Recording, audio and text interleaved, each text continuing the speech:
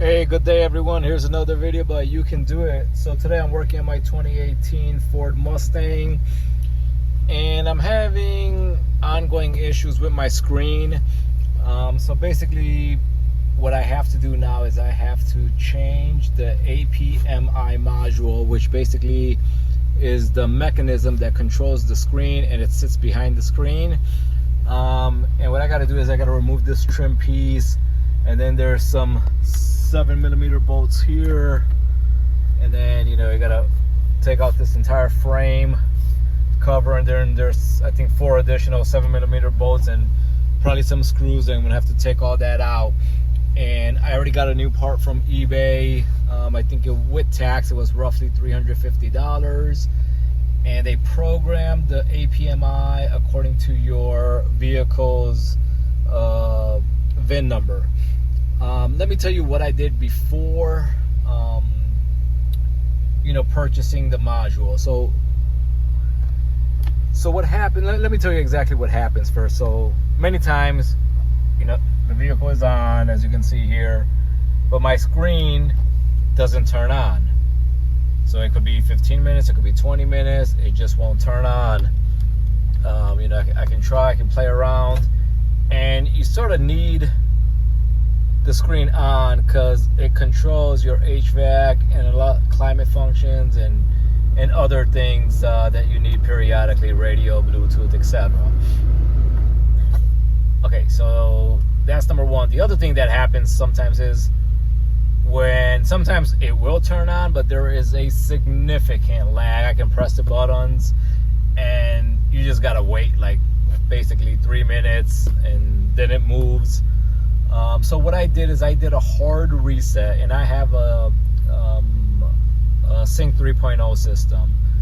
So once you go into settings, you go to general, and then you can do a master reset. And what that does is it clears everything out, formats the system, but that doesn't work. That has solved the issue for many Mustang users, but it didn't solve it for me.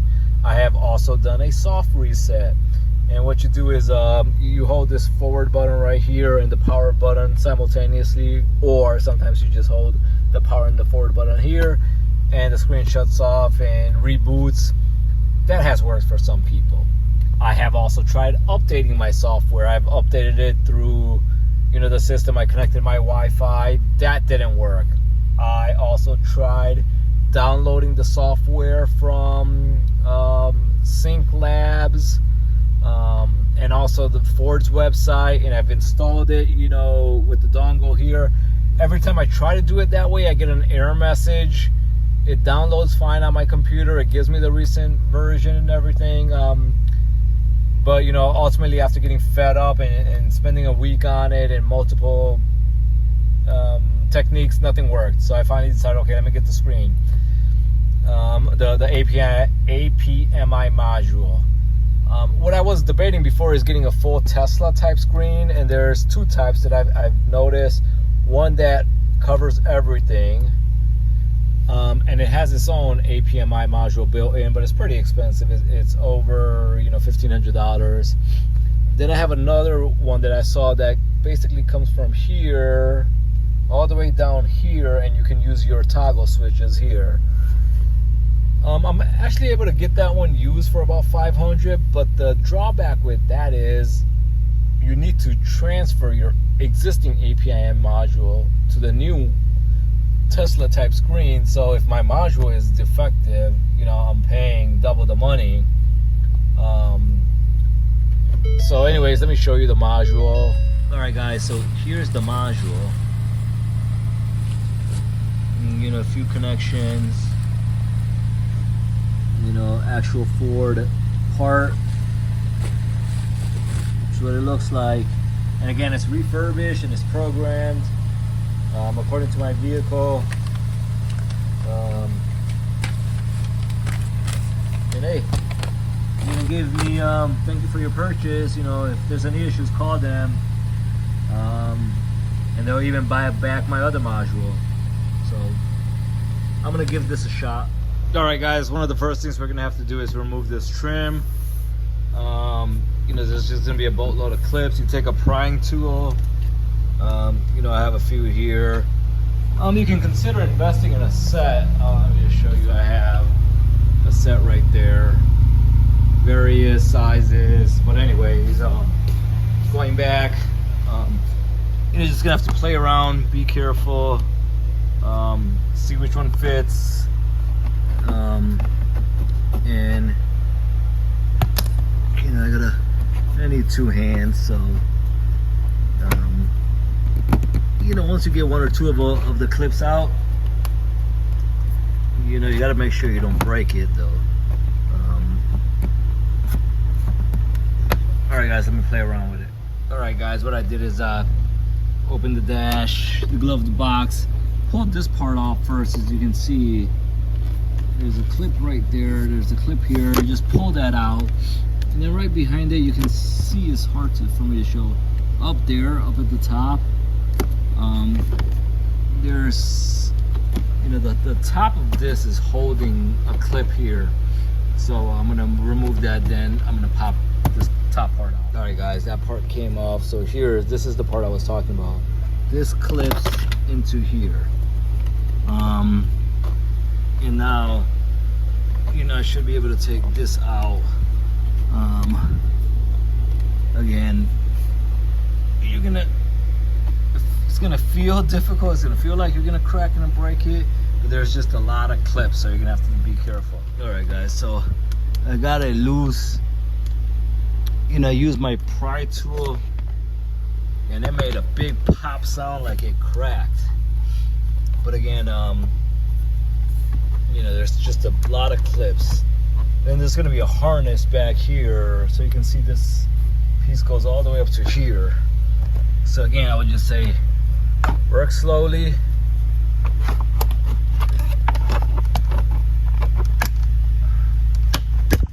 So you can hear, you want to make sure you get two hands over here and you pull, because you don't want to crack this piece, because this is going to be another pain in the ass to either find it, or you're going to have to pay a boatload of money for it. So let me be careful. Use two hands and pull this sucker out. All right, guys, I didn't have a harness or anything there. I thought I would in some of the videos that I saw. So this came out in one piece. And just to give you an idea, again, see on the back side how many clips you have. So 1, 2, 3. Well, let's start. 1, 2, 3, 4, 5, 6, 7, 8, 9, 10, 11, 12, 13. Looks like 13 points. You know, yeah. So 2 7mm bolts here. See what else? 2 7mm bolts here, and then again, we're gonna use a pry tool to get that out, and then I think there's gonna be 4 Phillips screws. Then we should be able to reach, you know, reach our module. All right, guys, got the 2 7mm bolts out from there and here, and it's loose. But I gotta take this pry tool and try to remove this piece. I may have to, I think there may be another section here where I may have to open this, and there may be more screws here, but let me see. I'll find out. All right, guys, so it wasn't coming out, so what I noticed is it's another piece that comes out, and there's 2 more 7mm screws. So I'm gonna move this to the side. Again, that just popped out. Remove these 2 screws, and then hopefully it should come out. If it doesn't, I may have to remove this panel. We'll see. All right, guys, now I'm gonna have to remove 1, 2, maybe 3 connections with the cigarette lighter. Let me do that. All right, guys, I picked up the radio faceplate from the bottom, and now we got a lot more room. So I'm gonna take out these connectors. This one I think you just push. May have to, gotta be careful. I may need my screwdriver. I've got to figure out which buttons to press here. All right, guys, I got the faceplate off. It was sort of a pain in the ass, and let me show you how to take out these goddamn connectors. So this one was pretty easy. This is the first one I took off. You press this button and you pull out. Okay, so the second one I took out is this cigarette lighter. You see these right here, these clips, you got to press on them. There's two on both sides, so you need like a small screwdriver. I had one over here and had like one of these, so I used that. The third one was this sucker. I couldn't figure out how to get this out. I finally figured out the bottom. It's this button right here, this clip. So you press on the bottom right there, and pull it out. This last USB one, this was a pain in the fucking ass. So there's a clip right there and a clip over there on the other side. You gotta press both of them and pull it out. Let me show you that on the USB. Or what you could do is what I did is I just extended these both up, you know, with those two screwdrivers, and then removed it. Okay, so now we're almost there. We got 4 more screws. And then right behind it we got the module. We may have some connections on the module. All right, guys, I got those 4 screws out, and we're almost there. I'm gonna take out all these connectors. I put some rags here because remember, I didn't order the screen. I only ordered this module. So hopefully, you know, this is pretty straightforward. Let me, some of these clips, you know, they have some special locks. Let me take a look. All right, guys, got it out. Let me show you how this sucker works. It's sort of also a pain in the ass. Okay, so you had this go in there and that go right there. The way to take that out is right here. You press on this button and you pull it out. And then this one, same thing, you press on that button right there. I'm trying to focus that, and it comes out together. Okay, this one you just popped out and it was right there. Okay, this one, it was this cable, and you press this clip down. Now here, this one went into the main center here, and what you gotta do is you gotta push that button first. So this locks. I don't want to lock it right now because I'm gonna have you push that button down, and then you open this and then you pop it out. All right, so now I got 1, 2, 3 screws, and this module comes out and I swap it. The one thing I failed to mention to you all is my vehicle didn't have navigation, and the module that I ordered does have navigation. So according to the seller, my system is gonna work with navigation. So let me see, swap these out. And let me have to bring a new part.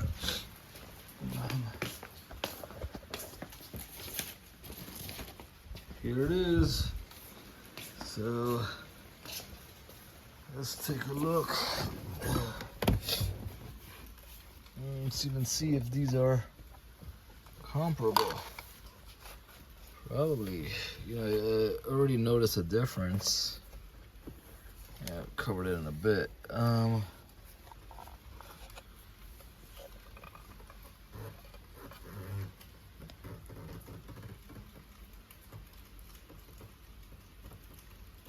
So this one has this extra port which I don't have, and maybe that's for navigation. I don't have any other cable. Maybe I'll look behind there. That's the only thing I can think of. All right, All right, guys, one thing I did is I also removed the 4 7mm screws on this CD radio unit just to see in the back if there was another wire. And I'm guessing that's for navigation on that module. Right here, sorry, right here on the new one. But you know, I don't see anything back there. All right, guys, got the old one out. There's 3 screws. Here's, let's see now.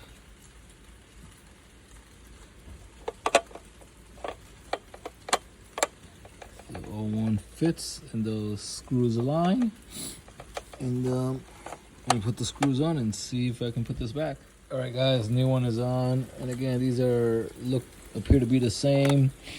And I'm just gonna do the reverse process. Install this back. Keep you posted. All right, guys, got it back in there. I'm gonna put the 4 screws. I put all the connectors, and you know, then I'll put the faceplate on. Put these connections on and start the car. See, you know, if we made an improvement somewhere. Just if the system starts working. All right, guys, I put the screen.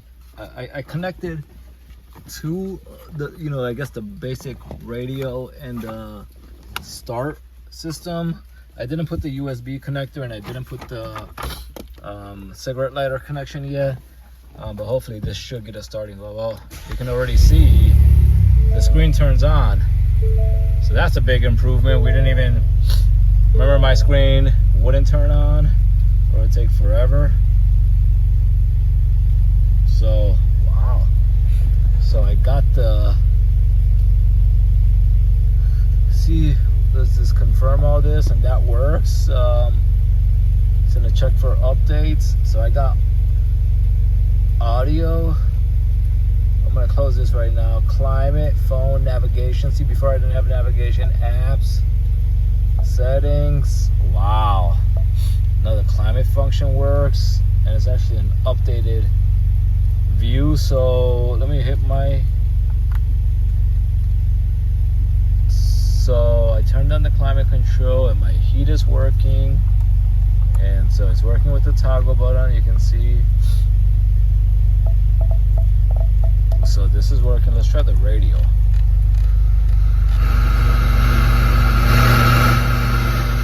The radio is working.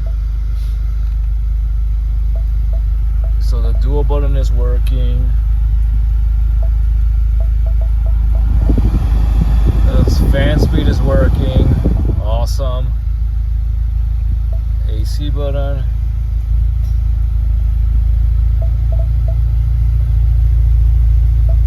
Alright, AC is working. Let's go to nav. Actually get the nav.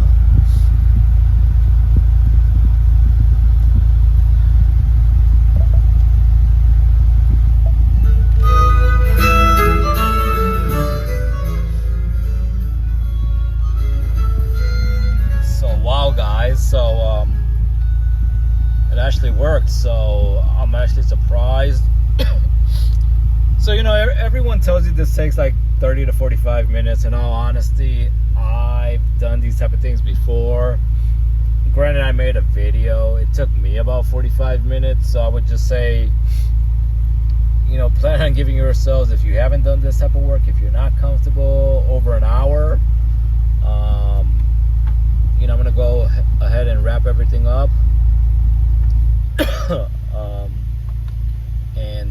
Hopefully this video helped you.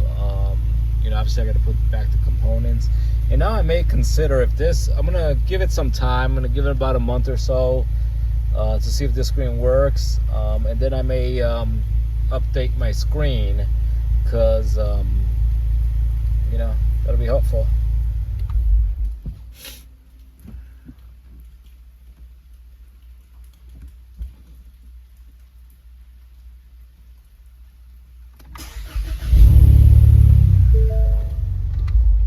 Alright guys, before I put everything back together, I just want to show you, got those 2 screws there,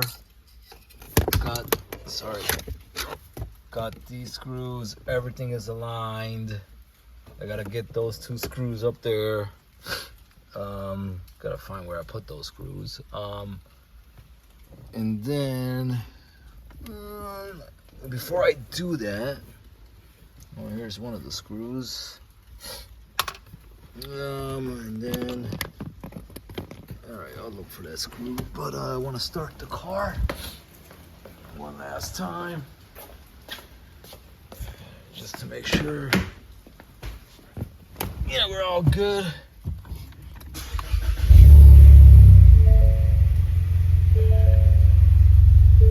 All right, got the screen back up and running.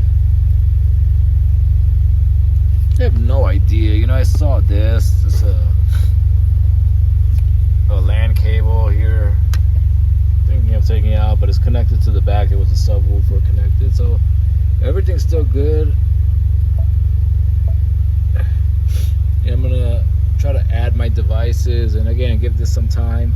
So, you know, again, hopefully this video helped you and shows you that you can do it. You don't have to go to the dealer. The dealer takes about $1,500 to get this done. So again, another video, but you can do it. Please like and subscribe. Thank you. Bye.